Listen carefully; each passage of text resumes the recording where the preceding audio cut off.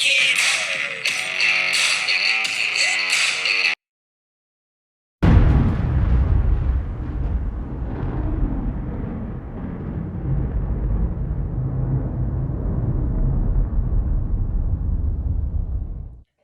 y'all, it is Colston here, and it is T-Shop Monday, and I finally got some color back in my hair. I'm so excited, I feel like myself again. Alright, so, Super Bowl weekend.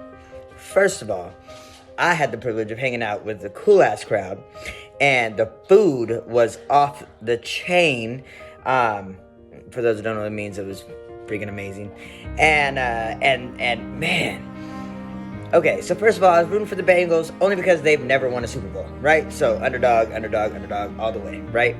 And literally at the end, 3rd and 1, 4th and 1. I don't know why we tried to throw the ball.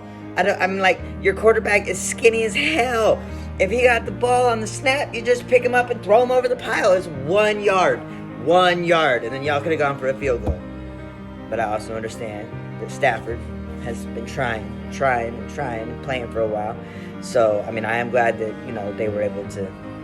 No, I'm not. I'm not really not glad they won. I was really like, come on, Bengals, make some history with Burrows. No, it's all right. I still got to wear my Bengals shirt 2 days, Friday and yesterday.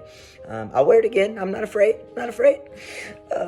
Okay, so anybody around my age, that halftime show at the Super Bowl. Oh my gosh. Man, I don't think anybody could not move to the music. And people were reminiscent on where they were, what grade they were in when that song came out, the first time they heard it, or, oh my gosh, the talent. And the way that we got to just look back and reminisce, and watching everybody dance and move. And even little 4-year-olds oh my gosh, it was fantastic. That was my favorite Super Bowl halftime show ever. It was phenomenal.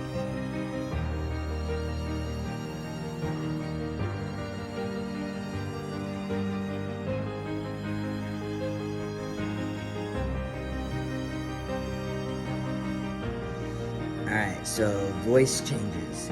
I love it. I love it when I get feedback that's so when my friends calls and leaves a voicemail and they're like, hey, your voice is different now. You need to update your voicemail.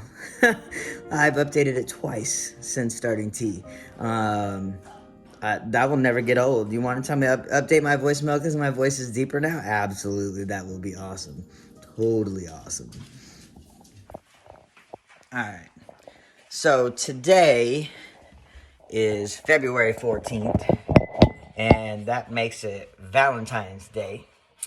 And, there's certain things about my transition I have no problem sharing, no problem talking about it. It's all good. But when it comes to matters of the heart, well, that's private. But what I can say is, today's been an amazing day. Oh, man, it's been amazing. I feel blessed. I feel loved. I feel lucky. Both in my personal life, but also with patients today. I had a couple patients that I met with. Was one brand new one today, 20-year-old kid. He, man, when you meet somebody and you can tell they're just wise beyond their years in so many areas. That was this kid this afternoon. It was pretty cool. Very glad that I got to be at work and I got to meet him today. My beard's getting long. Good friend of mine, who is also a therapist. She is just an amazing human being. Over the years, my successes, my excitement, she has been a supporter. During the bad, right? We can drive ourselves absolutely crazy all by ourselves with the thoughts that we think, right? So when I was going through a really, really bad spot, she's who I called. When I'm like, this is my situation, da-da-da-da, and she's just like, you need to do da-da-da-da-da, and not as a therapist, but actually as my friend, right? And so I will forever be indebted and grateful to her. So I got to have dinner with her the other night, and we haven't had dinner together in a while. And so this, I think it's important to give props to the people that came before us, right? Like, no matter our roughest day, our hardest day with the transition process, there have been people before us. There will be people after us. Part of our journey also helps to make things smoother for those that come after us. So I want to just give a shout out to the people who have come before us, and I know there are a lot of folks who are trans that have done a lot of work and been through a lot of hell to help pave the way for people like myself who are transitioning now. I think what often gets missed is recognizing the family members. I hear a lot in my own practice with trans folks that, my parents keep saying it's like I died, it's like I died, it's like I died. And sometimes we've got to work on redirecting what it really is, right? So if I'm a parent and I have a kid and their whole life I've known them as gender X, and therefore everything has been focused on, right, gender X. So when that gender X kid comes and says, actually, I'm gender Y, it's not that they think you died. It's that all the expectations, which is very normal for parents to have, right? As soon as there's a kid, even the thought of a kid, expectations start going, right? Kid's going to do this and do this. And when they want to do this, I'm going to support them in that. And there's all this proud moments that you get to have as a parent with, bringing a life into the world or adopting a life that came into the world in a different manner. But either way, you're now wearing this mantle of parent. And the idea, I think, behind it is to, help this human come into their own and to be contributing members to society in some way, right? And I know that's a very generic, very broad stroke there. When the parent knows or has been told or has suspicions that the kiddo who's gender X is now gender Y, all of the dreams and hopes and plans and expectations that maybe we've talked about, maybe we've kept to ourselves, maybe we've only told our partner, those things, and it's not that they've died, it's that they've changed, right? So if I'm a dad and my kiddo who's gender X, somewhere in there I felt like I'm gonna get to walk my kid down the aisle. And then gender X kid says, I'm actually gender Y, and now the dad's not going to walk you down the aisle, right? If that was the expectation. And so it's really a death of expectations or ideals. And so as much as trans folks need support and need to be able to process and have safe places to do that with safe people, so do our family members, right? They didn't ask for such a big change. They didn't, right? So no one has a kid or is around a kid and goes, someday I hope they come out as, right? Like most parents are like, I hope my kid is healthy. I hope my kid is functional, and I hope that they're happy, right, in life.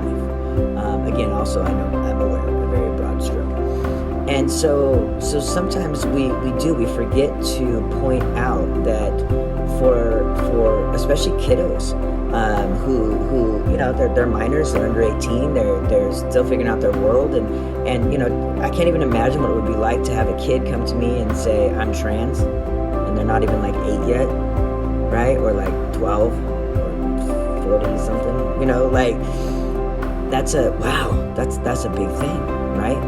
And so for those kids who have supportive people and for those kids who have supportive family, I think it's important that we give a shout out to those family members, whether it's a sibling, aunt, uncle, grandma, grandpa, mom, dad, whoever, and thank them and recognize them. So even if it's not your family, right? If it's someone you know's family, or even someone you don't know, right? I mean, I watch all the videos with the Mormons building bridges on Facebook, and I hear and I see these pictures, and oh, your mom kicked you out, I'm your mom now.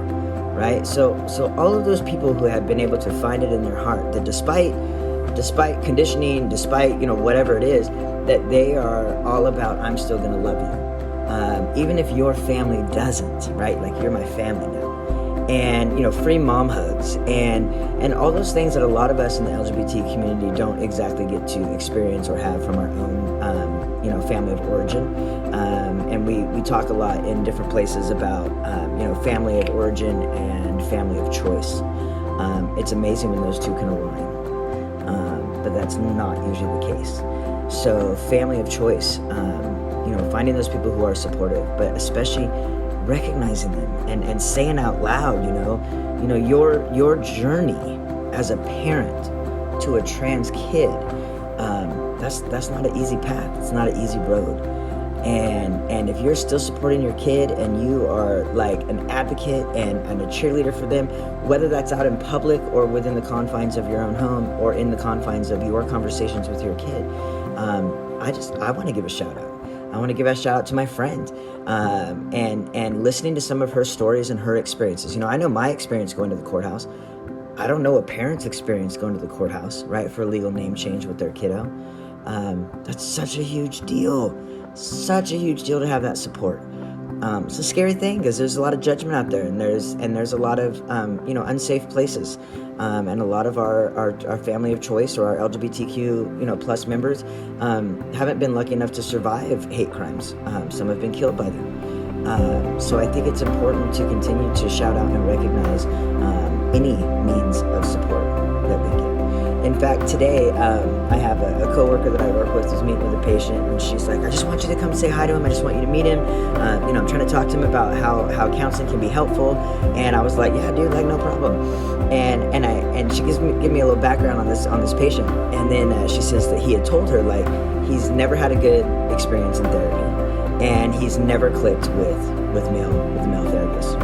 And she goes, well, the one that I would like you to meet with, I mean, he's male, but, and the, patient put up some, walls, and no. And so then, I love it, out of the box thinking, she goes, what if he used to be female? Would that make any difference? And I thought, never even thought about that question being posed. Like, and she's got free reign to talk to clients. I'm not stealth. I'm not, people who can handle it, that want to have a conversation. I'm totally good with that. So I take no offense to her asking that of this patient. And for the patient in that moment to go, yeah, actually it would. I was stoked. I was like, really? Like, first of all, I never even thought that would, yeah, wow. So the fact that she was able to think outside of the box to meet this patient where he's at, and then to offer more support, also understanding where he's at, I was floored. I still don't totally know how I feel about it today, but I thought, wow, that is kick-ass. And so I can't wait to see this guy for his intake with me, and I hope it goes well.